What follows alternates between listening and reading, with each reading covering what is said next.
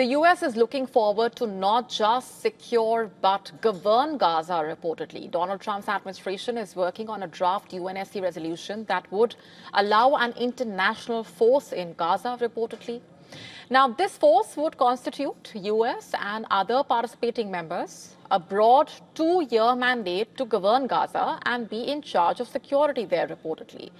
According to an Axios report, the so-called International Stabilization Force will be in charge of securing the Gaza Strip's borders with Israel and Egypt. It will reportedly ensure the safety of civilians and humanitarian zones and train the new Palestinian police officers in the area. The force's mandate will include disarming Hamas, reportedly, with the draft saying International Security Force, or the ISF, will stabilize the security environment in Gaza by ensuring the process of demilitarization in the enclave. Additionally, the resolution calls for U.S. President Donald Trump's proposed Board of Peace, the powers of a transitional governance administration with international legal personality that will set the framework and coordinate funding for the redevelopment of Gaza pursuant to the comprehensive plan. So, according to reports, this board will basically be in place until the Palestinian Authority has satisfactorily completed its reform program. Israel wants no part of Palestinian Authority to govern Gaza. However, Washington is set to negotiate these terms in the next 2 weeks, reportedly. The question that comes up is, will Trump move to gather funds and work towards building a Rivera, a vision that, remember, he shared on his social media handle earlier this year?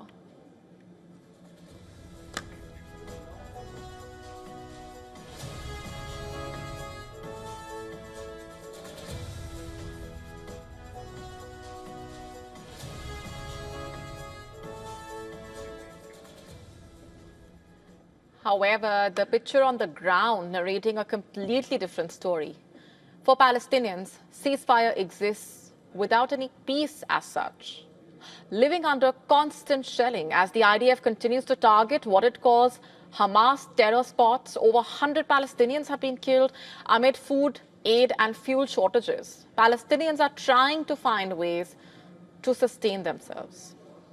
The situation changed. There is war. We can't find food, we are tired, and there is famine. Many things have happened. If gas was being provided, it would solve a lot of problems for the people.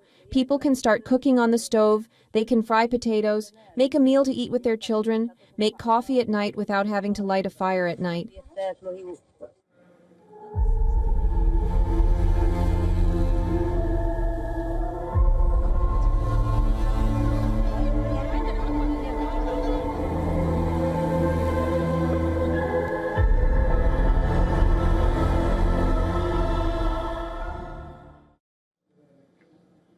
On to Sudan now, which stands on the edge of collapse, a country gasping for survival as famine and war tighten their deadly grip.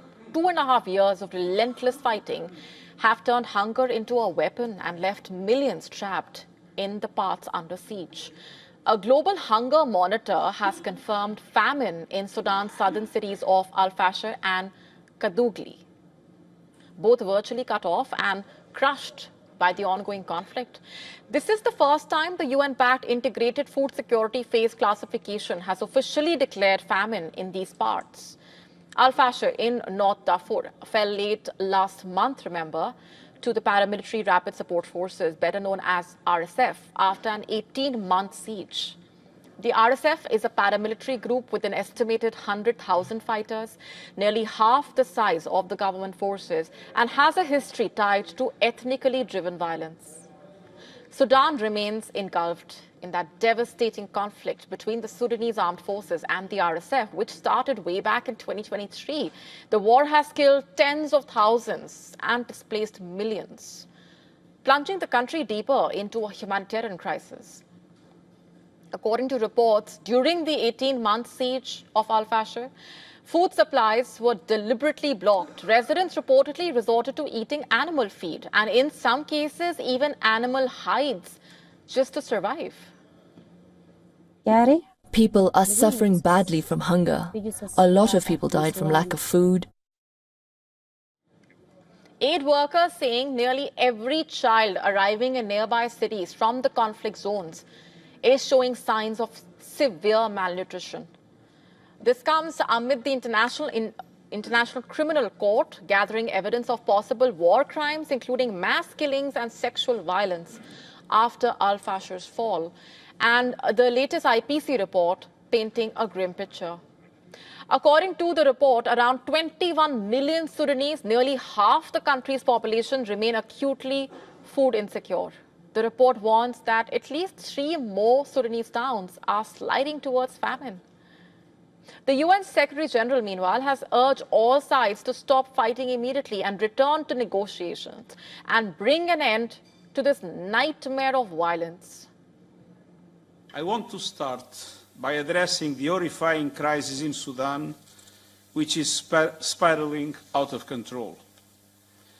For over 18 months, El-Fasher and the surrounding areas in North Darfur have been an epicenter of suffering, hunger, violence and displacement. And since the Rapid Support Forces entered El-Fasher last weekend, the situation is growing worse by the day. Hundreds of thousands of civilians are trapped by this siege. People are dying of malnutrition, disease and violence. To stay up to speed with the latest news, download the WION app and subscribe to our YouTube channel.